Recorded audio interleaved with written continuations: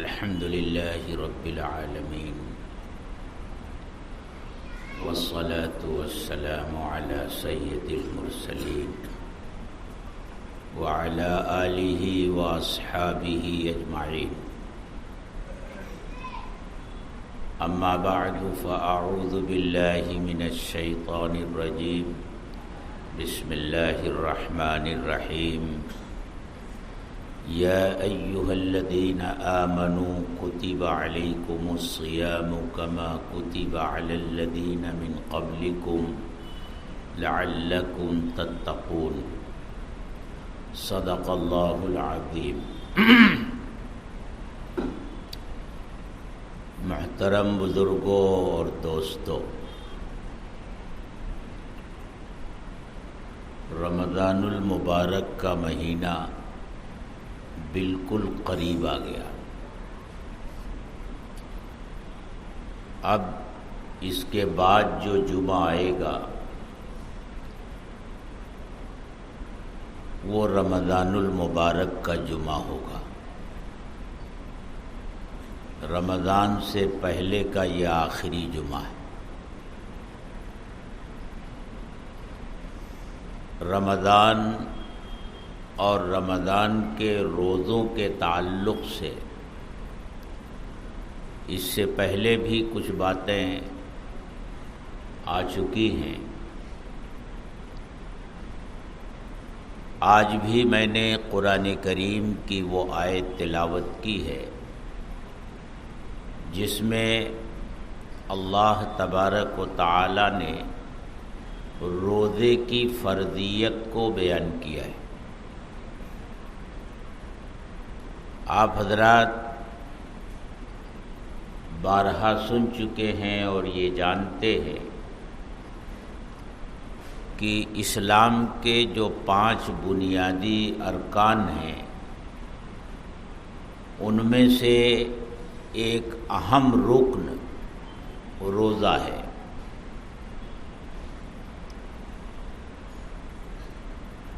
اور اسلام کے یہ 5 بنیادی ارکان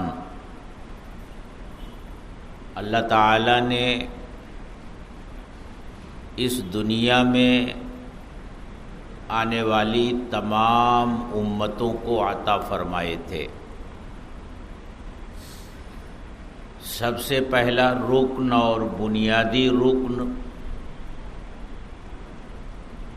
اللہ کی الوہیت کی گواہی دینا ہے، یعنی توحید ہے. اور توحید کی دعوت حضرت آدم علیہ السلام سے لے کر حضرت محمد الرسول اللہ صلی اللہ علیہ وسلم تک ہر نبی کے فرائض میں شامل رہی ہے. اس کے بعد نماز ہے، روزہ ہے، حج ہے، زکوٰۃ ہے.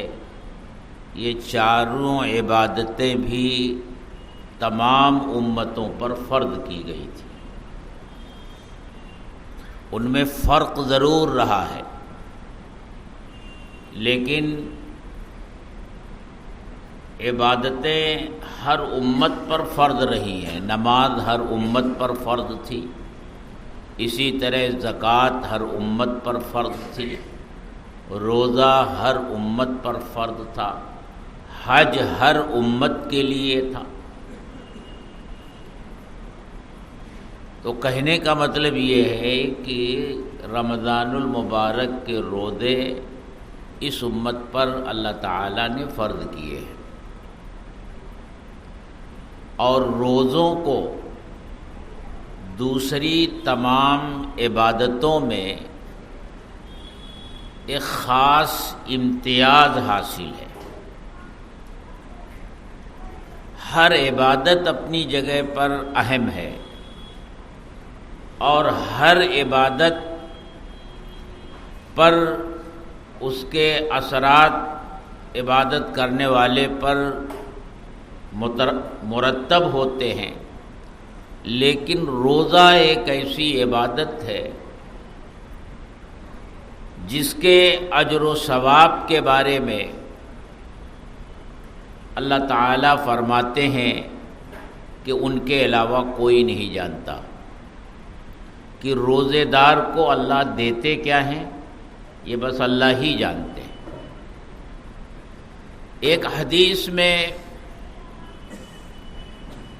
اللہ کے رسول صلی اللہ علیہ وسلم نے ارشاد فرمایا، الاعمال عند اللہ عز وجل سبع، اللہ کے نزدیک اعمال 7 قسم کے ہیں، 7 طرح کے ہیں۔ عملان موجبان، ان 7 عملوں میں سے 2 عمل ایسے ہیں جو واجب کرنے والے ہیں۔ ایک عمل جنت کو واجب کرنے والا ہے اور ایک عمل جہنم کو واجب کرنے والا ہے۔ جو آدمی اس حال میں دنیا سے جائے کہ وہ اللہ کے ساتھ کسی کو شریک نہ ٹھہراتا ہو، نہ اس کی ذات میں نہ اس کی صفات میں، تو اس کے لیے جنت واجب ہے۔ ایک نہ ایک دن وہ جنت میں انشاءاللہ ضرور جائے گا، چاہے شروع ہی میں اللہ داخل کر دے یا اگر کچھ گناہ ہیں اس کے ذمے تو اس کی سزا بھی بھگتنی پڑے، لیکن بہرحال اس ایمان کے صدقے وہ جنت میں ضرور جائے گا۔ دوسرا عمل جو جہنم کو واجب کرنے والا ہے وہ شرک ہے، اللہ کی ذات میں کسی کو شریک ٹھہرانا کہ یہ بھی اللہ ہے، یہ بھی اللہ ہے، یہ بھی اللہ ہے، یہ بھی ہمیں پیدا کرنے والا ہے، یہ بھی پیدا کرنے والا ہے، یہ بھی پیدا کرنے والا ہے۔ اللہ کی صفات میں کسی کو شریک ٹھہرائے، اللہ بھی روزی دیتے ہیں اور یہ فلاں صاحب بھی روزی دیتے ہیں، اللہ بھی اولاد دیتے ہیں اور یہ فلاں صاحب بھی اولاد دیتے ہیں، اللہ سے بھی اولاد مانگے اور فلاں صاحب سے بھی اولاد مانگے، یہ شرک ہے۔ فرمایا جو شرک کے ساتھ اس دنیا سے جائے گا اللہ اسے معاف نہیں کریں گے۔ اس نے اس دنیا میں چاہے کتنے بڑے بڑے اچھے کام کیے ہو، لیکن اگر اللہ پر ایمان نہیں لایا، اللہ کو اس کی ذات اور صفات میں یکتا اور اکیلا نہیں مانا، بلکہ اللہ کی ذات اور اس کی صفات میں کسی کو شریک ٹھہرایا، شرک کے ساتھ اس دنیا سے گیا، تو اللہ تعالیٰ اسے معاف نہیں کریں گے۔ انہ من یشرک باللہ فقد حرم اللہ علیہ الجنہ ومأواہ النار، جس نے اللہ کے ساتھ کسی کو شریک کیا تو اللہ نے اس کے اوپر جنت کو حرام قرار دیا ہے، اس کا ٹھکانہ جہنم ہے۔ تو عملان موجبان، 2 عمل ایسے ہیں جو واجب کرنے والے ہیں، توحید اور وحدانیت یہ جنت کو واجب کرنے والی ہے، اور شرک یہ جہنم کو واجب کرنے والا ہے۔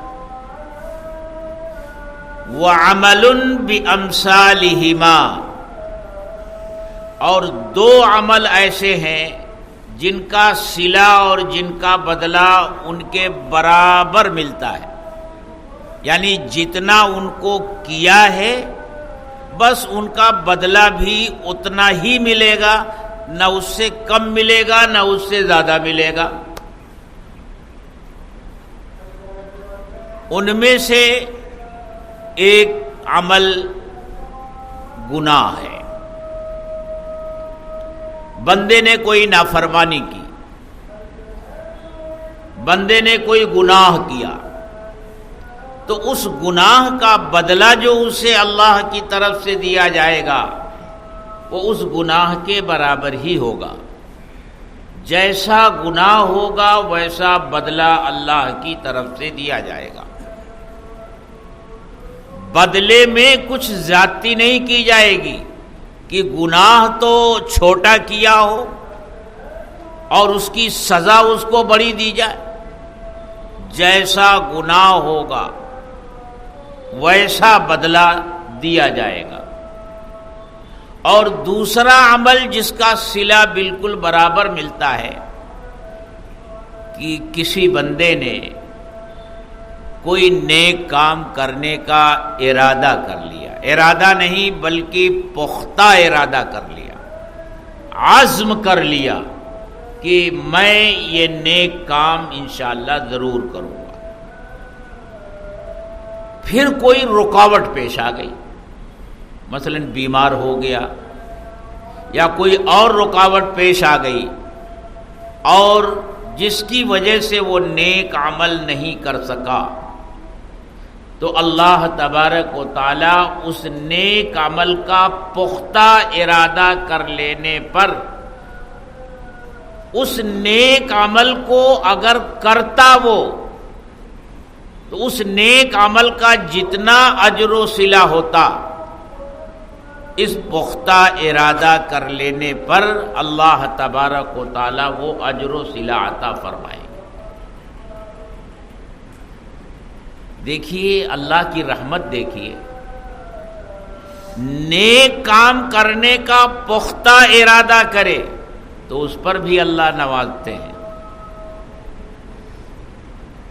تو انصاف تو یہ تھا کہ اگر کوئی گناہ کا کام کرنے کا پختہ ارادہ کرے تو اس پر بھی سزا ملنی چاہیے تھی، لیکن نہیں. حدیث میں آتا ہے کہ اللہ کی رحمت تو ایسی ہے کہ جب کوئی بندہ کوئی گناہ کر لیتا ہے تو وہ فرشتہ جو گناہوں کو لکھنے پر مامور ہے وہ لکھنا چاہتا ہے تو دوسرا فرشتہ منع کرتا ہے، ابھی رک جا، ابھی مت لکھ، ہو سکتا ہے جو گناہ اس نے کیا ہے اس سے توبہ کر لے. تو ابھی وہ رکا رہتا ہے، اور جب یہ امید ختم ہو جاتی ہے کہ وہ اس گناہ سے توبہ کرے گا تب جا کر کے گناہ لکھا جاتا ہے. اور نیک کام جیسے ہی بندے نے نیک کام کیا ویسے ہی فرشتہ نامہ اعمال میں نیک کام اس کا لکھ دیتا ہے. یہ اللہ کی رحمت ہے. اللہ کتنے شفیق ہیں، کتنے مہربان ہیں اپنے بندوں پر. تو یہ دو عمل ایسے ہیں جن کا صلہ برابر برابر ملتا ہے. نیک کام کرنے کا اگر پختہ عزم کر لیا تو اس عزم اور پختہ ارادہ کر لینے پر بھی اللہ اس عمل کا ثواب برابر برابر عطا فرما دیتے. مثال کے طور پر اب رمضان المبارک کا مہینہ آ گیا ہے، سمجھ لیجئے آ گیا. اللہ کے ایک بندے نے یہ پکا ارادہ کر لیا کہ وہ رمضان کے روزے رکھے گا، تراویح پڑھے گا، اور رمضان المبارک کے جتنے خاص اعمال ہیں ان سب کو کرے گا. لیکن پھر کچھ ایسا ہوا کہ رمضان شروع ہوا اور وہ بیمار پڑ گیا. بیماری کی وجہ سے اب روزہ نہیں رکھ پا رہا ہے، تراویح نہیں پڑھ رہا ہے، نہیں پڑھ پا رہا ہے. تو اللہ تعالی اس کے اس پختہ ارادہ کر لینے پر اسے ثواب عطا فرمائے.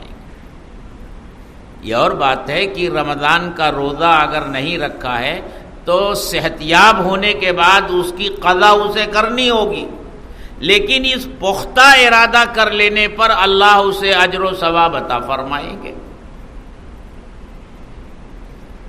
اور ایک شخص ایسا ہے جو آج ہی سے سوچنے لگا، ارے یار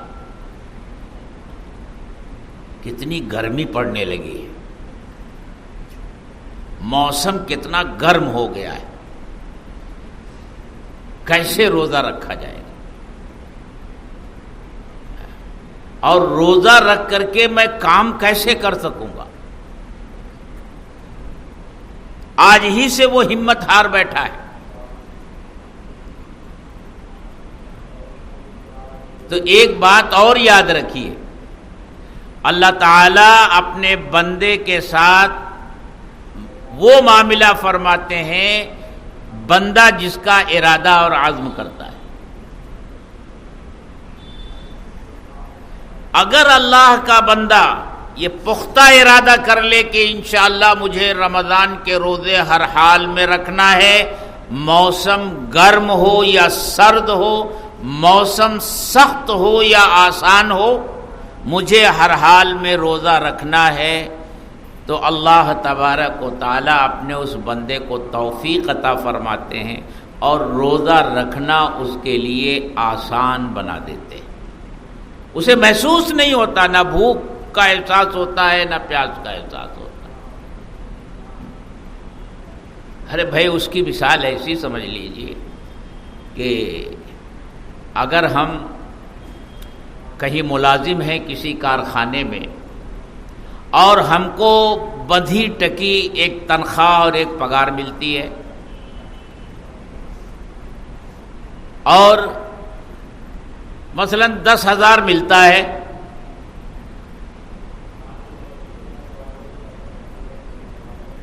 بازار چڑھ گیا، مال کی طلب ہو گئی بازار میں، اب کارخانے کا مالک سیٹھ یہ چاہتا ہے کہ بھئی زیادہ سے زیادہ پروڈکشن ہو، کپڑے تیار ہوں اور مارکیٹ میں جائے، اور وہ پھر کاریگروں کو بلا کر کہتا ہے کہ جتنی تمہاری مزدوری تھی اس کا 70 گنا زیادہ دوں گا۔ کتنا؟ 70 گنا زیادہ دوں گا تم محنت کر کے۔ تو یقین رکھیے وہ 70 گنا حاصل کرنے کے لیے نہ اسے بھوک ستائے گی، نہ اسے پیاس ستائے گی، نہ ڈیوٹی چھوڑ کر بار بار وہ چائے پینے کے لیے چائے خانے میں جائے گا اور وہاں گپ شپ مارے گا، بلکہ وہ تو ہمہ وقت اسی لوم کے ساتھ کھڑا رہے گا۔ یہ حال ہو جاتا ہے، اسے امید ہوتی ہے۔ ٹھیک اسی طرح اگر روزے کے بارے میں ہم ایمان والوں کا یہ یقین بن جائے، اور بننا ہی چاہیے، کیونکہ سیٹھ کا کیا ہے، آج اس نے وعدہ کیا ہے کل پھر بھی جائے گا کہ بھائی جب میں نے وعدہ کیا تھا تو بازار خوب چڑھا ہوا تھا، اور ادھر وعدہ کیا ادھر بازار جو ہے نیچے چلا گیا، بھاؤ گھٹ گیا، اب تو ایسا ہے 70 گنا نہیں تم کو 25 گنا ملے گا یا وہی تنخواہ ملے گی۔ لیکن روزے کے بارے میں وعدہ کرنے والی جو ذات ہے، وَمَنْ أَصْدَقُ مِنَ اللَّهِ قِيلًا، اس نے خود یہ کہا ہے کہ اللہ سے سچا کون ہو سکتا ہے۔ تو وہاں تو جو وعدہ کر لیا گیا ہے وہ ملے گا ہی۔ تو کیا کہا گیا؟ ایک فرد 70 فرد کے برابر اس کا ثواب اللہ تعالی عطا فرماتا ہے، اور نفلی کام کرے تو فرد کے برابر ثواب عطا فرماتے ہیں۔ تو اگر یہ احساس ہو روزہ دار کو کہ میں جو روزہ رکھ رہا ہوں اس کا اجر و ثواب اللہ کیا دیں گے، اور اللہ کے نزدیک روزے کی حالت میں میری قیمت کیا ہوتی ہے، میں اللہ سے کتنا قریب ہو جاتا ہوں اور اللہ کا کتنا پیارا بندہ بن جاتا ہوں، یہ احساس اگر دل و دماغ میں جاگ اٹھے تو روزہ رکھنا بالکل آسان ہو جاتا ہے۔ اور اگر یہ احساس نہ ہو تو روزہ مشکل ہو جاتا ہے، بلکہ آدمی روزہ نہ رکھنے کے بہانے تلاش کرتا ہے اور اب تو ایک بہت بڑا بہانہ ان لوگوں کے ہاتھ آ گیا ہے جو شوگر کے مریض ہو گئے کہ بھئی کیسے روزہ رکھیں، ہم تو شوگر کے مریض ہیں، اگر نہیں کھائیں گے نہیں پئیں گے تو شوگر ڈاؤن ہو جائے گی، لینے کے دینے پڑ جاتے ہیں۔ حالانکہ اللہ کے کتنے بندے ایسے ہیں جو شوگر کے مریض ہیں لیکن اس حالت میں بھی وہ روزہ رکھتے ہیں، لیکن جسے نہیں رکھنا ہے اسے تو بہانہ مل گیا۔ تو اگر یہ احساس دل و دماغ میں جاگ اٹھے کہ اللہ کیا دیتے ہیں اور اللہ کتنا خوش ہوتے ہیں، تو نہ روزے میں مشقت محسوس ہوگی اور نہ تراویح پڑھنے میں مشقت محسوس ہوگی۔ یہ احساس نہ ہو تو ہر کام مشکل ہے۔ تو روزہ جو قریب آ گیا ہے میرے دوستو، اللہ کے رسول نے فرمایا یہ دو عمل تو ایسے ہیں جن کا ثواب برابر سرابر ملتا ہے۔ چار ہو گئے۔ ایک عمل ایسا ہے جس کا اجر و ثواب 10 گنا ملتا ہے، اور اس کے بارے میں فرمایا ہر وہ نیکی جو بندہ کرے، نیک کام کر لیا تو پھر اس کا 10 گنا ملے گا، کیونکہ اللہ تعالیٰ خود فرماتے ہیں من جاء بالحسنۃ فلہ 10 امثالھا، جو ایک نیکی لے کر آئے گا تو اس کا اجر و ثواب 10 گنا ملے گا۔ اور ایک عمل وہ ہے جس کا اجر و ثواب 700 گنا تک ملتا ہے، اور وہ صدقہ ہے، اللہ کے راستے میں مال خرچ کرنا ہے۔ قرآن نے خود کہا ہے مثل الذین ينفقون اموالهم فی سبیل اللہ کمثل حبۃ انبتت 7 سنابل، جو لوگ اپنا مال اللہ کے راستے میں خرچ کرتے ہیں ان کی مثال اس دانے جیسی ہے جو زمین میں ڈالا جائے اور پھر اس سے پودا نکلے اور 7 بالیاں ہوں اور ہر بالی میں 100 دانے ہوں، تو ایک دانے سے 700 دانے پیدا ہوئے۔ ٹھیک اسی طرح اللہ کے راستے میں صدقہ کرنے کا اجر و ثواب ہے۔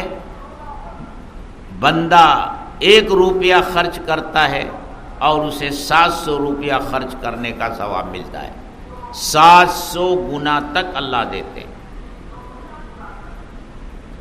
اور ایک عمل ایسا ہے جس کے بارے میں فرمایا لا يعلم ثواب عاملہ الا اللہ، اس عمل کے کرنے والے کو کیا ملتا ہے، اس کا ثواب کیا ہے، سوائے اللہ کے کوئی نہیں جانتا۔ نہ خود کرنے والا جانتا ہے نہ کوئی اور جانتا ہے، وہ اللہ ہی جانتے ہیں کہ وہ کتنا دیں گے اس کو۔ اور وہ عمل کون سا ہے؟ فرمایا وہ عمل روزہ ہے۔ روزے کے بارے میں، روزے پر اللہ کیا دیں گے یہ اللہ ہی جانتے ہیں، بس اور کوئی نہیں جانتا۔ اور حدیث قدسی ہے، اللہ کے رسول صلی اللہ علیہ وسلم ارشاد فرماتے ہیں کہ اللہ فرما رہے ہیں کل عمل ابن آدم لہ، ابن آدم کا ہر عمل اس کے لیے ہوتا ہے الا الصوم، سوائے روزے کے۔ الصوم لی وانا اجزی بہ، روزہ میرے لیے اور روزے کا بدلہ میں خود دوں گا۔ وہاں ضابطہ نہیں بیان کیا کہ ایک کا 10 ملے گا یا ایک کا 700 ملے گا، بلکہ یہ فرمایا روزہ میرے لیے ہے۔ اور ایک حدیث میں تو اللہ تعالی کی طرف سے یہ بات نقل کی گئی کہ اللہ تعالی بڑے پیار سے فرماتے ہیں یدع طعامہ لأجلی وشرابہ لأجلی میرا یہ بندہ کھانا چھوڑ رہا ہے میرے لیے، پینا چھوڑ رہا ہے میرے لیے، اپنی شہوت کو چھوڑ رہا ہے میرے لیے، لہذا یہ روزہ میرے لیے ہے اور اس کا بدلہ میں خود دوں گا۔ اور اللہ جب دیں گے تو کتنا دیں گے؟ ہم کم ظرف بندے اس کا تصور بھی نہیں کر سکتے کہ اللہ دینے پر آئیں تو کتنا دیتے ہیں۔ جانتے ہیں اللہ دینے پر آئیں تو کتنا دیتے ہیں؟ حدیث میں ایک جنتی کا واقعہ بیان کیا گیا ہے کہ ایک شخص اپنے گناہوں کی وجہ سے جہنم میں ڈال دیا جائے گا، لیکن ہوگا صاحب ایمان۔ آخر میں اس کو جہنم سے نکالنے کا فیصلہ ہوگا اور وہ جہنم میں گھسٹتا ہوا جہنم کے دروازے تک پہنچے گا اور وہاں پھر اللہ تعالیٰ سے دعا کرے گا کہ اے اللہ مجھے جہنم سے نکال دیجئے، بھلے سے مجھے جنت میں داخل مت کیجئے، مجھے جہنم سے باہر کر دیجئے۔ اللہ تعالیٰ فرشتوں سے کہیں گے میرے اس بندے کو جہنم سے نکال دو، وہ جہنم سے نکال دیا جائے گا۔ اب جہنم سے نکلنا ہی اس کے لیے جنت ہوگی، کہاں جہنم کی اس آگ میں وہ جل رہا تھا اور اب کہاں اس آگ سے باہر آ گیا، تو باہر آنا ہی اس کے لیے جنت ہو جائے گی۔ وہاں کچھ دیر وہ رہے گا، پھر اس کو نظر آئے گا کہ وہ ایک درخت ہے، وہاں خوب سایہ ہے اور پانی بھی ہے اور پرندے بھی چہچہا رہے ہیں۔ وہ عرض کرے گا کہ اے اللہ آپ نے مجھے جہنم سے نکال دیا، آپ کا بڑا احسان اور کرم، اے اللہ اتنا کرم اور کر دے کہ وہاں تک پہنچا دے، وہ درخت جو نظر آ رہا ہے اے اللہ مجھے وہاں جگہ دے دے۔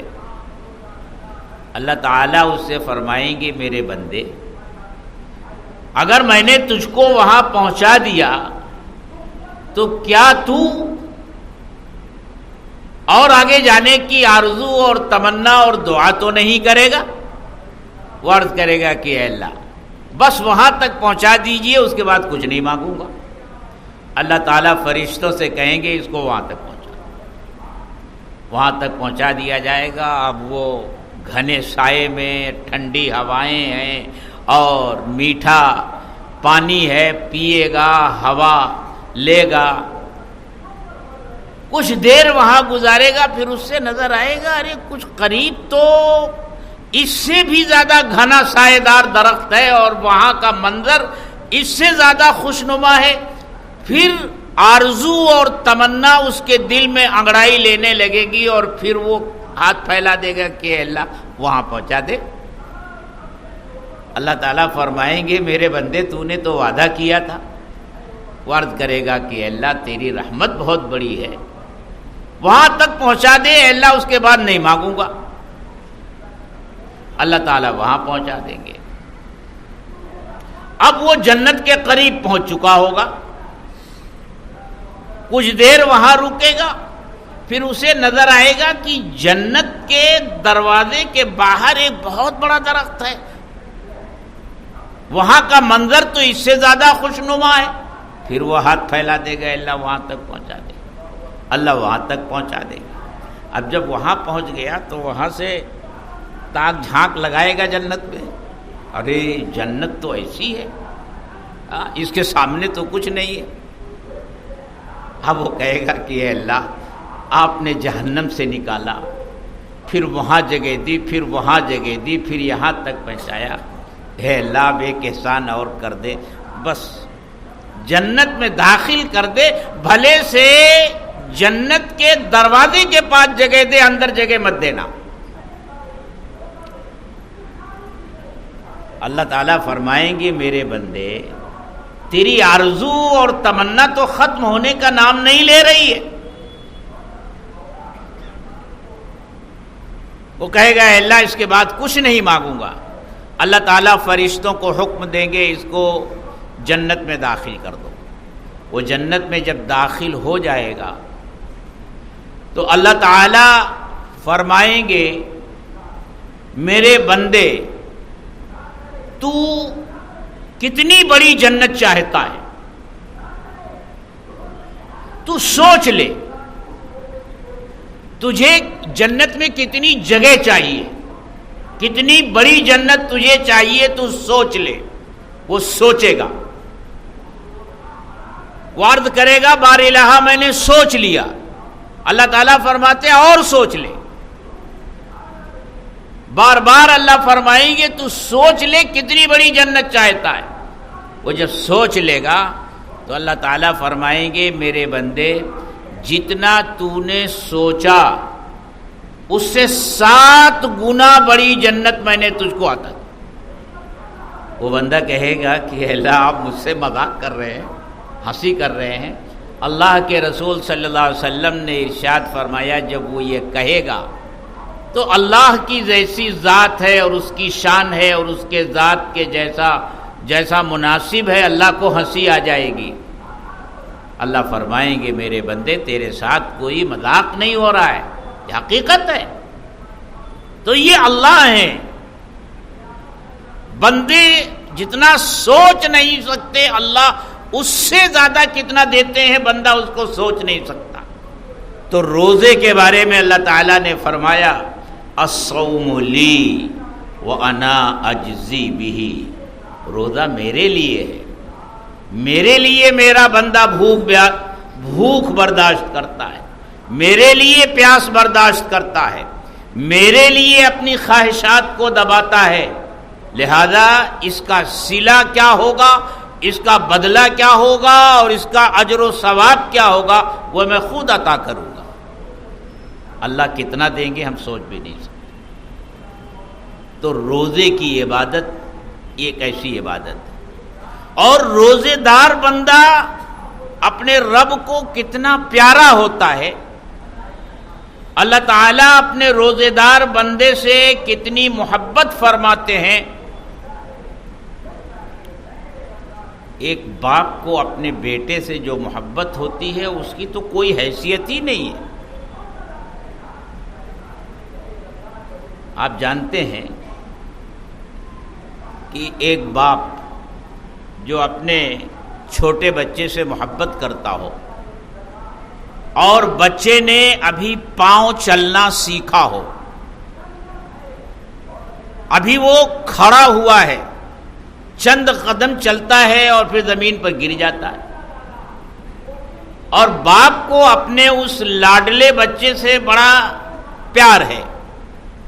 باپ آیا اور یہ بچہ ابا ابا کہہ کر کے باپ کی طرف دوڑا اور زمین میں گر گیا، اور اتفاق سے جہاں گرا وہاں کیچڑ تھی، کیچڑ میں وہ لت پت ہو گیا۔ تو کیا یہ پیار اور محبت کرنے والا باپ اس بچے کو اس کیچڑ میں لتھڑا ہوا اس لیے چھوڑ دے گا کہ اگر اس نے بچے کو اٹھایا تو اس کے اپنے کپڑے گندے ہو جائیں گے؟ کیا یہ کرے گا؟ ہرگز نہیں۔ وہ اپنے کپڑے کی ہرگز پرواہ نہیں کرے گا کہ میرا کپڑا گندا ہو جائے گا، وہ دوڑ کر اپنے بچے کو اٹھائے گا اور سینے سے چمٹا لے گا۔ ایک تو ایک باپ اپنے بیٹے کے ساتھ کرتا ہے، لیکن وہ اللہ جس کو اپنے بندوں سے اتنا پیار ہے کہ کسی کو دوسرے سے اتنا پیار نہیں ہوتا، وہ اللہ روزے دار کے ساتھ کیا کرتا ہے؟ اللہ کے رسول صلی اللہ علیہ وسلم نے ارشاد فرمایا والذی نفسی بیدی، وہ ذات جس کے قبضے میں میری جان ہے، لخلوف فم الصائم اطیب عند اللہ من ریح المسک، روزے دار کے منہ کی بدبو، آدمی جب خالی پیٹ ہوتا ہے اور دیر سے کچھ کھائے پیے نہیں رہتا ہے تو اس کے منہ میں بدبو پیدا ہو جاتی ہے. اور آپ جانتے ہیں کہ منہ کی بدبو پاخانے اور پیشاب کی بدبو سے بھی ناگوار ہوتی ہے، لیکن روزے دار کے منہ کی وہ بدبو مشک کی خوشبو سے بھی زیادہ اللہ کو پیاری ہے. لخلوف فم الصائم اطیب عند اللہ من ریح المسک، اللہ کے نزدیک مشک کی خوشبو سے بھی زیادہ پسندیدہ ہے. اللہ کو اپنا روزے دار بندہ اتنا پیارا ہوتا ہے. اس لیے میرے دوستو، آج ہی ارادے کر لو کہ انشاءاللہ رمضان المبارک کے روزے نہیں چھوڑیں گے. نہیں چھوڑیں گے نا بھائی؟ ہاں کہ ہے کچھ تردد؟ ہاں ہاتھ اٹھا کر بتائیں گے کہ آپ روزہ رکھیں گے؟ انشاءاللہ ہم سب لوگ روزہ رکھیں گے. اللہ کے رسول صلی اللہ علیہ وسلم نے ارشاد فرمایا، من صام رمضان ایمانا و احتسابا غفر له ما تقدم من ذنبه. جو آدمی ایمان کے ساتھ اور ثواب کی نیت سے روزہ رکھتا ہے، اس کے پچھلے 1 سال کے گناہ معاف ہو جاتے ہیں. رمضان کا ایک خاص عمل تراویح بھی ہے. تراویح کے بارے میں کیا فرمایا؟ من قام رمضان ایمانا و احتسابا غفر له ما تقدم من ذنبه. جس نے رمضان کا قیام کیا یعنی تراویح پڑھی ایمان کے ساتھ اور اللہ سے ثواب حاصل کرنے کی نیت سے، اس کے بھی پچھلے 1 سال کے گناہ معاف ہو جاتے. تو تراویح بھی پڑھیں گے نا بھائی؟ پابندی سے پڑھیں گے نا؟ انشاءاللہ پڑھیں گے، پابندی کے ساتھ پڑھیں گے. دیکھو اس مرتبہ ہاتھ کم اٹھے ہیں. ہاں اس سے معلوم ہوتا ہے کہ کچھ ہے ارادہ، اچھا ارادہ نہیں ہے. دیکھو میرے دوستو، یہی وہ ایام خالیہ ہیں جو وصول کیے جائیں، ورنہ آنکھ بند ہونے کے بعد تو سب کچھ چھوٹ جائے گا. وہاں تو لاکھ تمنا کرے گا مرنے والا، کاش اب مجھے روزہ رکھنے کا موقع مل جاتا، کاش 2 رکعت نماز پڑھنے کا موقع مل جاتا، کاش 1 تراویح پڑھنے کا موقع مل جاتا. لیکن وہ صرف تمنا اور آرزو ہوگی، وہ عمل کی دنیا نہیں ہوگی، وہ تو بدلے کی دنیا ہوگی. عمل کی دنیا یہ ہے، عمل کرنے کی جگہ یہ ہے. اور پھر اسی ماہ مبارک میں شب قدر بھی آنے والی ہے. من قام لیلۃ القدر ایمانا و احتسابا غفر له ما تقدم من ذنبه.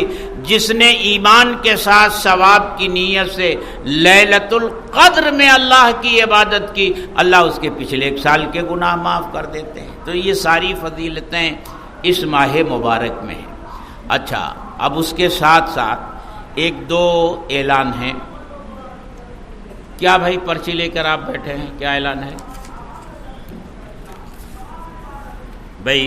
ایک اعلان تو یہ ہے کہ ہمارے اس مدرسے کے صدر حافظ امان اللہ صاحب سخت بیمار ہیں اور اسپتال میں ایڈمٹ ہیں. انہوں نے مجھ سے بھی فون کر کے ابھی جب میں جمعہ کی نماز کے لیے آ رہا تھا تو دعا کی درخواست کی ہے، اور مفتی محمد یاسین صاحب سے بھی کی ہوگی. تو تفصیلی دعا تو مفتی یاسین صاحب مدظلہ العالی نماز کے بعد فرمائیں گے. لیکن جب انہوں نے کہا ہے تو اللہ تعالیٰ ان کو صحت کاملہ عاجلہ دائمہ مستمرہ عطا فرمائے، اور تفصیلی دعا انشاءاللہ بعد میں ہوگی. اور یہ ایک اعلان ہے جلسے کا، اصلاح معاشرہ کانفرنس ہے. آج نماز عصر تا 10 بجے شب مریم مسجد گراؤنڈ گایتری نگر فاطمہ نگر بھیونڈی میں. اور اس کے ساتھ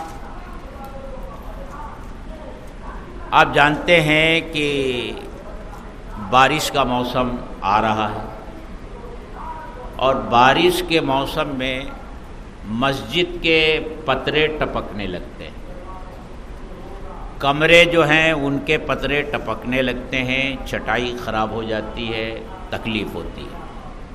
پچھلے سال بھی ہماری جو مسجد کمیٹی کے ممبران ہیں وہ یہ کہہ رہے تھے کہ اگر یہ پترے بدل دیے جائیں تو انشاءاللہ پانی ٹپکنا بند ہو جائے گا، لیکن وہ بارش کا موسم تھا، کچھ نہیں کیا جا سکتا تھا۔ اس وقت بھی دل میں یہ بات آئی تھی کہ انشاءاللہ اگلی بارش آنے سے پہلے اس کی کوشش ضرور کی جائے گی۔ پھر ایک مرتبہ ابھی ہمارے اخلاق بھائی نے یاد دلایا کہ بھئی پترے کا مسئلہ کیا ہوا، پترے اگر چینج ہو جائیں تو میں نے اس کا حساب نکلوایا۔ یہ مسجد اور اس کا برآمدہ، اس مسجد اور برآمدے کے اوپر 200 پترے لگیں گے، 8 فٹ کے 200 پترے لگیں گے، اور ایک پترا کچھ دن پہلے 420 روپے میں تھا، لیکن کل جب میں نے معلوم کروایا تو وہ 460 روپے میں۔ اس حساب سے تقریباً 1 لاکھ روپے کے قریب یہ پترا بنے گا۔ لیکن ظاہر سی بات ہے جب یہ پترے بدلے جائیں گے تو اگل بغل میں جو کمرے ہیں ان پتروں میں سے جو قابل استعمال ہوں گے وہاں استعمال ہو جائیں گے، اور جو نہیں ہوں گے تو پھر وہاں بھی لگانے پڑیں گے۔ تو میں 300 پترے پکڑ کر چل رہا ہوں، اور 300 پترے اگر لیے جائیں گے تو یہ پترے اس کی قیمت 1.5 لاکھ روپے کے قریب پہنچے گی، پھر اس پر مزدوری ہوگی۔ تو میری آپ تمام حضرات سے یہ درخواست ہے کہ اب رمضان المبارک کا مہینہ بھی آ رہا ہے، ظاہر سی بات ہے اس میں زکوٰۃ صدقے کا پیسہ تو لگے گا نہیں، اس میں تو عطیے کا پیسہ ہی لگے گا۔